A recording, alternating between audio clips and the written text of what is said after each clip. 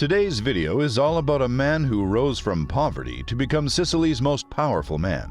A ruthless, power-hungry thug who, despite his humble beginnings, was able to outmaneuver the other mafia bosses and seize leadership of the biggest gang in the country. Watch the video till the end as we tell you all the details about Toto RIINA, the Sicilian boss of bosses. The beginnings. Toto RIINA was born on November 16, 1930, in a run-down country house in Corleone, in the province of Palermo. RIINA's father, Giovanni, found an unexploded American bomb in September 1943 and attempted to open it to sell the powder and metal, but instead set it off, killing himself and RIINA's 7-year-old brother Francesco and wounding his other brother Gaetano. After the death of his father, RIINA started doing criminal activities and was caught by the police in 1949 and was sentenced to 12 years in jail for killing Domenico Di Matteo in a fight. After his early release from prison in 1956, RIINA joined Luciano Leggio. Leggio was a brutal 33-year-old who ordered the killing of Michele Navarra, the head of the mafia family in Corleone.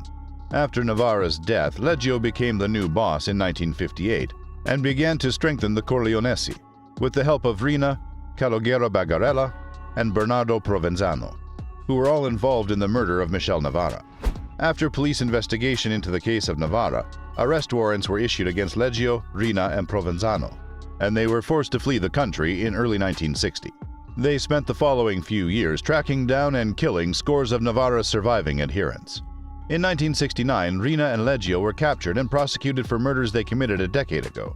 However, as the jurors and witnesses were intimidated by them, they were acquitted from the case.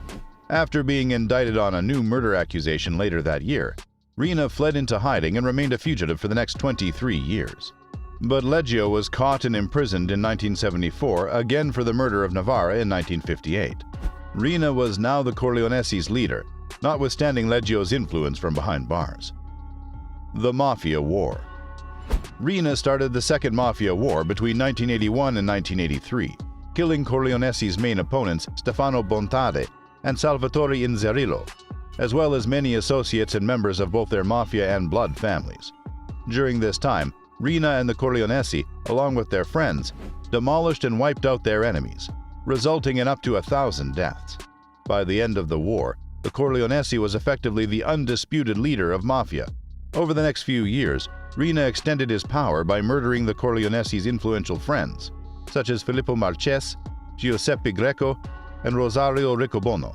Prior to RIINA's faction being the island's dominating force, the Sicilian Mafia was based in Palermo, where they controlled huge numbers of votes, allowing them to form mutually beneficial partnerships with local politicians like Palermo mayors Vito Ciancimino and Salvatore Lima. Ciancimino amassed a great fortune by allowing unrestricted property development on the well-known valley known as Golden Bowl, while Lima gave the mafia a crucial monopoly on tax collection and was instrumental in Rome-based Giulio Andreotti becoming a national political force.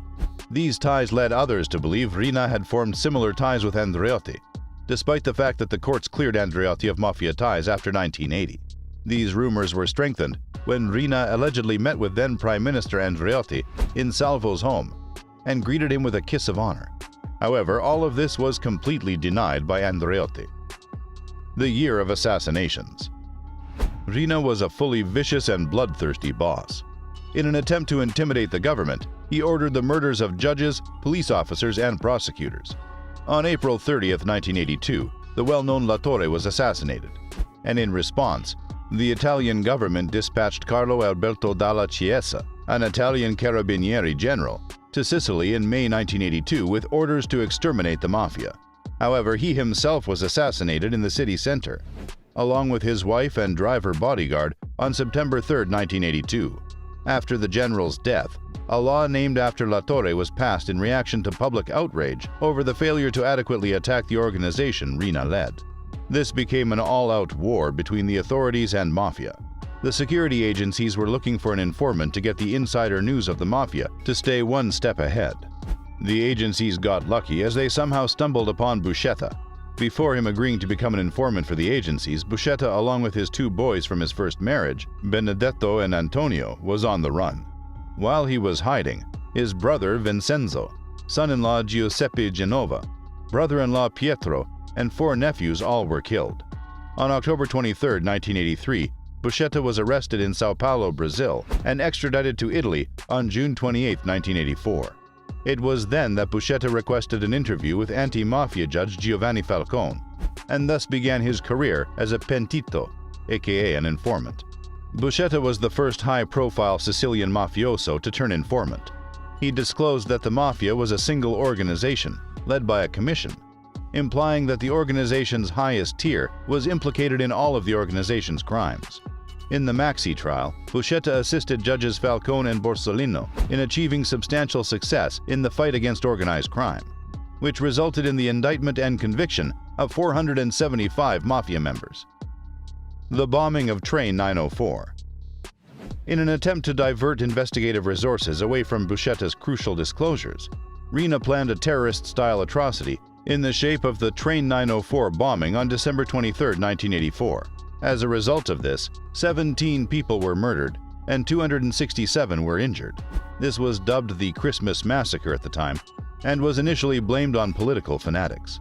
However, it wasn't until several years later, when authorities discovered explosives similar to those used in Train 904 while searching Giuseppe Carlo's hideout, that it became clear that the mafia was behind the attack. After all the investigation and evidence, RIINA was given 2 life sentences in absentia as part of the Maxi trial. Consequently, RIINA put his faith in the lengthy appeals procedure, which had repeatedly resulted in the release of convicted mafiosi, and he put a stop to the killings of officials while the cases were being heard by higher courts. However, once the decision came against Toto RIINA, it was no stopping him as he went on a killing spree. Killing of judges. After the convictions were upheld by the Supreme Court of Cassation in January 1992, the Council of Top Managers led by RIINA retaliated by ordering the death of Salvatore Lima and Giovanni Falcone.